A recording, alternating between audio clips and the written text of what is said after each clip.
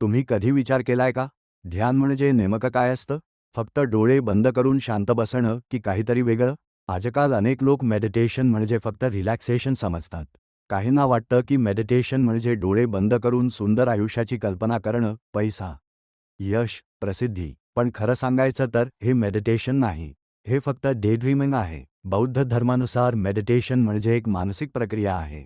तुमचं शरीर परफेक्ट पोझिशनमध्ये असलं, तुम्ही अगदी सरळ बसलेले असाल, पण तुमचं मन सतत विचार करत असेल, राग, अपेक्षा, भूतकाळ, भविष्य, तर तुम्ही मेडिटेशन करत नाही आहात. मेडिटेशन म्हणजे मनाला एका योग्य दिशेने प्रशिक्षित करणं. तिबेटी भाषेत मेडिटेशनला गोम म्हणतात, ज्याचा अर्थ आहे सवय लावणं किंवा मनाला नवीन पद्धतीने तयार करणं. म्हणजेच मेडिटेशन म्हणजे आपल्या मनाला सकारात्मक, शांत आणि वास्तवाशी जुळणारं बनवण्याची प्रक्रिया आहे.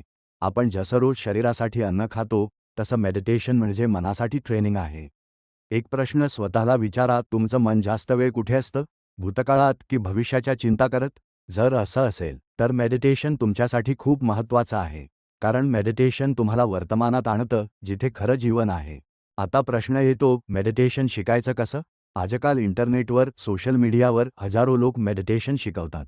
पण एक मोठी चूक लोक करतात, ते कोणताही मार्ग तपासल्याशिवाय फॉलो करतात. बौद्ध धर्म सांगतो की मेडिटेशन शिकण्यासाठी योग्य शिक्षक आणि योग्य मार्ग आवश्यक आहे. पहिलं पाऊल म्हणजे ऐकणं, म्हणजे शिकवणी समजून घेणं. त्यानंतर त्या गोष्टीवर विचार करणं आणि मग मेडिटेशन करून त्या आपल्या जीवनात उतरवणं.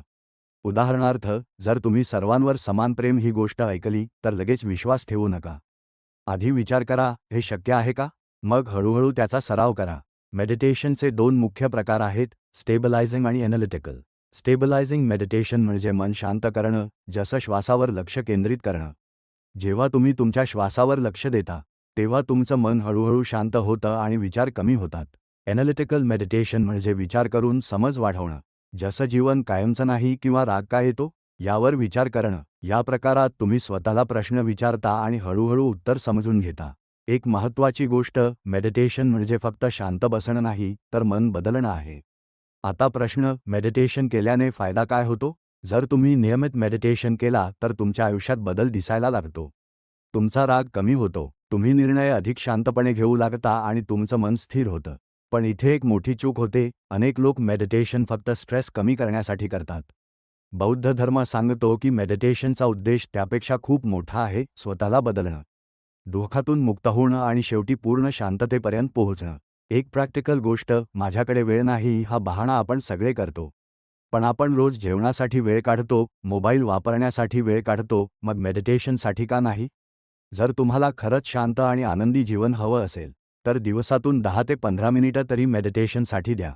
तुम्ही सकाळी दिवस सुरू होण्याआधी बसू शकता किंवा रात्री झोपण्याआधी.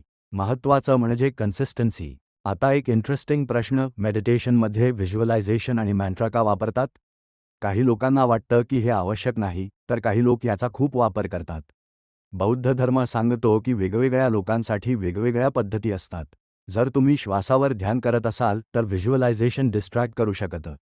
पण काही मेडिटेशनमध्ये आपण बुद्धाची प्रतिमा डोळ्यासमोर आणतो, ज्यामुळे मन शांत होतं. त्याच्याप्रमाणे मंत्र म्हणजे आपल्या मनात चालणाऱ्या विचारांना सकारात्मक दिशेने वळवणं. आता एक मोठा गैरसमज, मेडिटेशन केल्याने काही लोकांना स्पेशल पॉवर्स मिळतात का? हो, काही ॲडव्हान्स लेव्हलवर अशा गोष्टी शक्य आहेत. पण हा मेडिटेशनचा मुख्य उद्देश नाही. जर तुम्ही फक्त शक्ती मिळवण्यासाठी मेडिटेशन करत असाल, तर तुम्ही चुकीच्या दिशेने जात आहात. खरं मिरेकल म्हणजे एक शांत, दयाळू आणि स्थिर मन. जर तुमचं मन शांत असेल, तर तुम्ही कुठल्याही परिस्थितीत योग्य निर्णय घेऊ शकता. शेवटी एक प्रश्न, जर तुम्ही रोज फक्त 10 मिनिटं मेडिटेशन सुरू केलं, तर तुमचं आयुष्य कसं बदलेल?